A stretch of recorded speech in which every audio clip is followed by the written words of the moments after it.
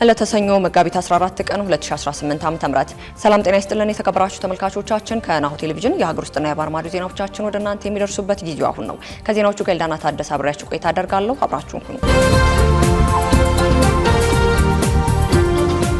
ቀዳሚ ወዳደረግነው የሀገር ውስጥ መረጃችን እናልፋለን። በባህር ዳር ከተማ የቱሪዝሙን የኢኮኖሚ እድገት እንደሚያፋጥነው ተስፋ የተጣለበት ፕሮጀክት እየተገነባ መሆኑ ተገልጿል። በባህር ዳር ከተማ እየተገነቡ የሚገኙ ፕሮጀክቶች ሲጠናቀቁ የከተማዋን ገጽታ ከመቀየር ባለፈ ለኢኮኖሚ እድገት የጎላ ፋይዳ እንደሚኖራቸው ምክትል ጠቅላይ ሚኒስትር ተመስገን ጥሩነህ ገልጸዋል። ምክትል ጠቅላይ ሚኒስትሩ በማህበራዊ ትስስር ገጻቸው ባሰፈሩት መልእክታቸው በባህር ዳር የከተማዋ የቱሪዝምና የኢኮኖሚ ማዕከል ይበልጥ የማጎልበትና ግንባታቸውን እየተፋጠኑ የሚገኙ የኮሪደር ልማት የመንገድ መሰረተ ልማቶችና የአየር መንገድ ፕሮጀክቶችን መመልከታቸውን ገልጸዋል።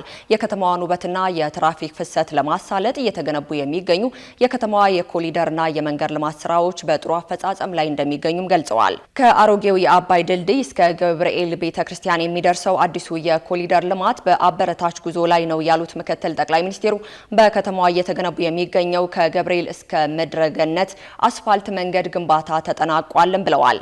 ሃኒ ጋርደን እስከ ወረብ ድረስ ያለው የአዲሱ የአባይ ድልድይ መሻገሪያ አስፋልት ስራው ተጠናቆ አገልግሎት ዝግጁ መሆኑን ተመልክተናል ያሉት ምክትል ጠቅላይ ሚኒስትሩ በሌላ በኩል የኢትዮጵያ አየር መንገድ በባህር ዳር እያከናወነ ያለው ግዙፍ ፕሮጀክት ማየታቸውን ገልጸዋል።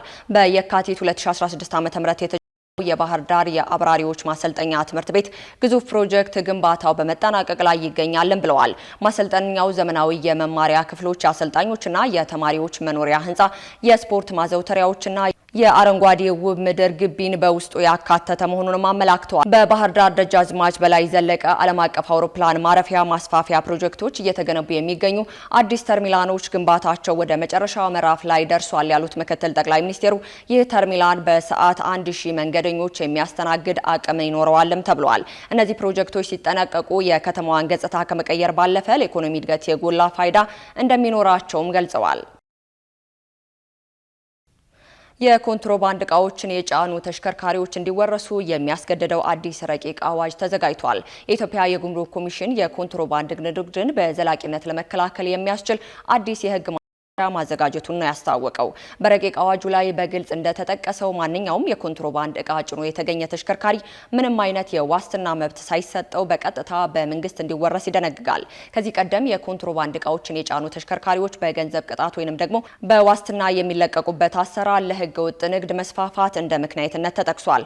አዲሱ ህግ ይህንን ክፍተት በመድፈን በአዘዋዋሪዎችና በትራንስፖርት አቅራቢዎች ላይ ጠንካራ እርምጃን ለመውሰድ ያለመ መሆኑን ነው የተገለጸው። በዚህም በኮንትሮባንድ ሽያጭ የሚገኘው ገቢ የገንዘብ ሚኒስቴር በሚያወጣው መመሪያ መሰረት የኮሚሽን አቅምን ለማጠናከር እንደሚውል ሪፖርተር በዘገባው ላይ አስነብቧል። ከግለሰብ መኖሪያ ቤት ከ1 ሚሊዮን ብር በላይ ግምት ዋጋ ያላቸው የወርቅ ጌጣጌጦችን በመስረቅ የተጠረጠረ ግለሰብ በቁጥጥር ስር መዋሏን ፖሊስ አስታውቋል። ከ1 ሚሊዮን ብር በላይ የሚገመት የተለያዩ የወርቅ ጌጣጌጦችን ሰርቀው የተሰወሩ ግለሰቦች በ24 ሰዓት ጊዜ ውስጥ በቁጥጥር ስር መዋላቸውን የአዲስ አበባ ፖሊስ ጠቅላይ መምሪያ ያስታወቀው። መስከረም ዘውዱ የተባለችው ተጠርጣሪ የስርቆት ወንጀልን የፈጸመችው በኮልፌ ቀራኒዮ ክፍለ ከተማ ወረዳ 9 ልዩ ቦታው ጦር ኃይሎች ኪዩንሲ ሱፐር ማርኬት አካባቢ ከሚገኝ አንድ መኖሪያ ቤት ውስጥ ነው። ተጠርጣሪዋ ከዚህ ቀደም ከግል ተበዳይ ጋር ትውውቅ ያላት ሲሆን የግል ተበዳይ ቤቷን ዘግታ ወደ ስራ በሄደችበት አጋጣሚ የበር ቁልፏን ገንጥላ በመግባት ቁምሳጥኑ ውስጥ ተቀምጦ የነበረ 7 ግራም ባለ 21 ካራት የጣት ቀለበት፣ 14 ግራም ባለ 21 ካራት የእጅ ብራስሌት፣ 10 ግራም ባለ 24 ካራት የአንገት ሐብል በአጠቃላይ 1 ሚሊዮን 23 ሺህ ብር የሚገመት የተለያዩ የወርቅ ጌጣጌጦችን ሰርቃ እንደተሰወረች የግል ተበዳይዋ በኮልፌ ቀራኒዮ ክፍለ ከተማ ለአጉስታ አካባቢ ፖሊስ ጣቢያ አመልክታለች። ወንጀሉ ሲፈጸም ምንም አይነት ማስረጃ ባለመኖሩ ተጠርጣሪዋን ለመያዝ ከባድና ውስብስብ ቢያደርገውም ፖሊስ የምርመራ ክትትሉን ቡድን በማቋቋም ባደረገው ክትትል ግለሰቧ 24 ሰዓት ባልሞላ ጊዜ ውስጥ በቁጥጥር ስር መዋል እንድትችል መደረጉን የአዲስ አበባ ፖሊስ ኮሚሽን ያጋራው መረጃ ያመለክታል። ተጠርጣሪዋ በቁጥጥር ስር ከዋለች በኋላ ከተሰረቁ ንብረቶች ውስጥም 2 የጣት ቀለበት እንደተገኙና ቀሪዎቹ የአንገት ሐብልና የእጅ ብራስሌት ከተሸጡ 500 ሺህ ብር ጋር መመለስ መቻላቸውን ፖሊስ ገልጿል። የተሰረቁ ንብረቶች ሙሉ በሙሉ በማስመለስ ተጠርጣሪዋ ላይ አስፈላጊውን ምርመራ እየተጣራ እንደሚገኝም ተጠቁሟል። ካሽጎ በየትኛውም ዓለም ሆነው በማንኛውም ሰዓት ለወገኑ የሚደርሱበት ፈጣን የገንዘብ መላኪያ ተከፈተሎ። ማስተርና ቪዛ ካርዶን በመጠቀም ከ5 እስከ 20 ዶላር የሚልኩበት አዲስ የገንዘብ መላኪያ መንገድ።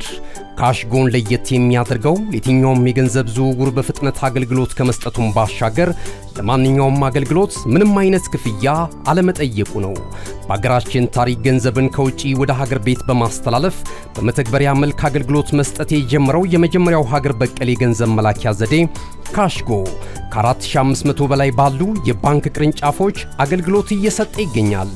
ገንዘቦን በሰኮንዶች ልዩነት ውስጥ ይፈልጉ በአካውንቶ ወይንም በእጆ ቆጥረው የሚወስዱበት ልዩ ዘዴ። በቅርቡ ሁሉንም ኢትዮጵያዊ ባለቤት ለማድረግ ጉዞ የጀመረው ካሽጎ ዛሬውኑ መተግበሪያውን በስልኮ ላይ በመጫን የአገልግሎቱ ተጠቃሚ ሆኖ ፍጥነት መለያችን፣ ኢትዮጵያን መክፈቻችን፣ ካሽጎ ነው መላኪያችን። ካሽጎ የአዲሱ ትውልድ ብራንድ። ቀጥለናል። ከውጭ ወዳገኘናቸው መረጃዎቻችን እናልፋለን። የሱዳን ጦር ሰው አልባ አውሮፕላኖች በሆስፒታል ረሱት ጥቃት 64 ሰዎች መሞታቸውን የዓለም ጤና ድርጅት አስታውቋል።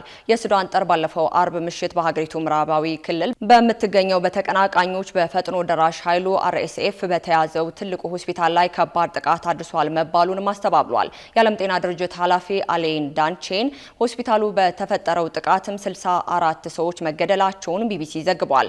ከሟቾቹ መካከል 13 ህጻናት፣ 2 ነርሶችና 1 ዶክተር ህይወታቸውን ያጡ ሲሆን ሌሎች 89 ሰዎች ቆስለዋልም ነው ባለው የዓለም ጤና ድርጅት ዋና ዳይሬክተር ዶክተር ቴዎድሮስ አድሃኖ በኤክስ ገጻቸው ላይ ባሰፈሩት ጽሑፍም ሁለቱ ተፋላሚዎች የንጹሃንን ደም አፍስሰዋል ሲሉ ድርጊቱን አውግዘዋል። ዋና ዳይሬክተሩ አክለውም ተፋላሚዎቹ ከ3 ዓመት በላይ ያራዘሙትን ግጭት እንዲያቆሙ አሳስበዋል። እንደ አውሮፓውያን አቆጣጠር ሚያዝያ 2023 ሱዳን ወደ እርስ በርስ ጦርነት ውስጥ የገባች ሲሆን ከ150 ሺህ የሚበልጡ ንጹሃን ሰዎች በግጭቱ ህይወታቸውን አጥተዋል። እንዲሁም ወደ 12 ሚሊዮን የሚጠጉ ሱዳናውያን ደግሞ ከመኖሪያ ቀያቸው መፈናቀላቸውንም ድርጅቱ አስታውቋል።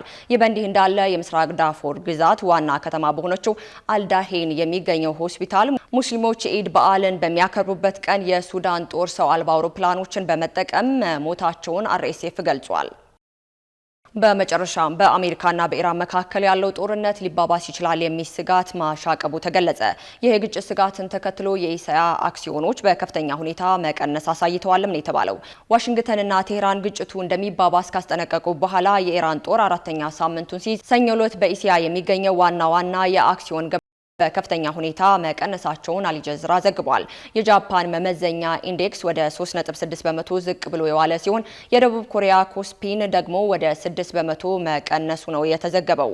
የፕሬዝዳንት ዶናልድ ትራምፕ ቅዳሜ ዕለት በሰጡት ማስጠንቀቂያ ኢራን ቁልፍ የሆነውን የባህር መስመር ካልከፈተች የሀገሪቱን የኃይል ማመንጫ ጣቢያዎች እንደሚያወድሙ ገልጸዋል። ኢራን በበኩሏ ለማንኛውም እንደ አይነቱ ጥቃት ምላሽ የምትሰጠው በክልሉ ያሉ ቁልፍ መሰረተ ልማቶችንና የኃይል ተቋማትን ጨምሮ ኢላማ በማድረግ እንደሆነ ማስታውቃለች። ጃፓንና ደቡብ ኮሪያ አብዛኛውን ጊዜ በዚህ የባህር መስመር የሚያልፉ ዘይቶችና ጋዞችን በእጅጉ የሚደግፉ በመሆናቸው በዚህ ግጭት ክፉኛ ተጎድተዋል።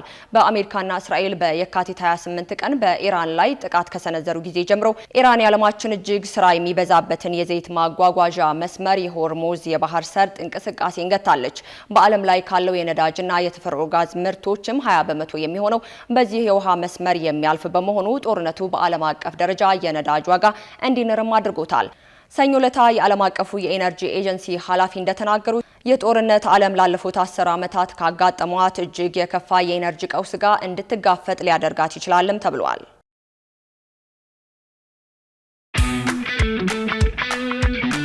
እነሆ የምስራች!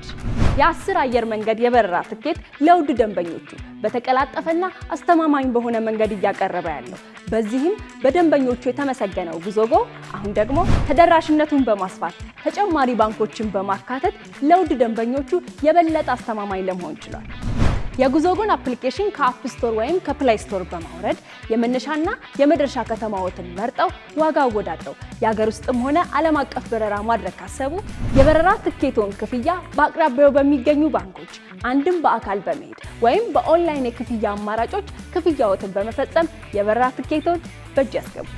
ከዚህም በተጨማሪ እንደ ሁሉ ጊዜው ወደ ጉዞጎ የጥሪ ማዕከላችን 7473 በመደወል ከሙሉ የበረራ መረጃ ጋር የ24 ሰዓት የትኬት አገልግሎት ማግኘት እንደሚችሉ ስናበስሮ በታላቅ ደስታ ነው።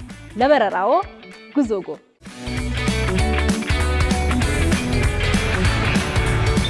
ከናሁ ቴሌቪዥን ለሰዓቱ ያዝንላችሁ መረጃዎቻችን እስካሁኑ ይመስሉ ነበር። ከዜናዎቹ ጋር ኢላና ታደሰ አብራችሁ ቆይታ አደረኩኝ። መልካም ቀን።